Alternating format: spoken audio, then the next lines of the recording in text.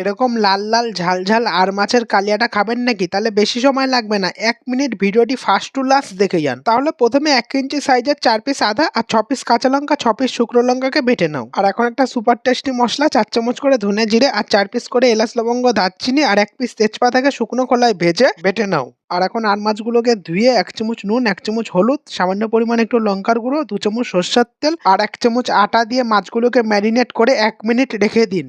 এই ফর্মুলায় যদি ম্যারিনেট করেন আর কিংবা বোয়াল মাছ গরম তেলে ফেললে ফুটবেও না আর আপনাকে কষ্টও দেবে না। এখন মাছগুলোকে 2 পিঠ লাল লাল করে ভেজে তুলে ফেলুন। ঠিক ওই একই তেলে আলুগুলোকেও লাল লাল করে ভেজে তুলে ফেলুন। আর কড়াইতে যেটুকানি তেল বেঁচে থাকবে তার মধ্যে 1 চামচ জিরে, 2টো শুকনো লঙ্কা আর একটা তেজপাতা ফোড়ন দিয়ে বেটে রাখা লঙ্কা আদা বাটা দিয়ে 1 চামচ করে নুন, হলুদ, লঙ্কার গুঁড়ো দিয়ে আলুগুলোকে দিয়ে একটু কষিয়ে নিয়ে পরিমাণ মতন জল দিয়ে দিন। জল ফুটে আসলেই মাছগুলোকে দিয়ে দিন। এইবার বাটা মশলা 4-5টা কাঁচা লঙ্কা চেরা আর ধনেপাতা দিয়ে 10 মিনিট লো ফ্লেমে রাখলেই রেডি।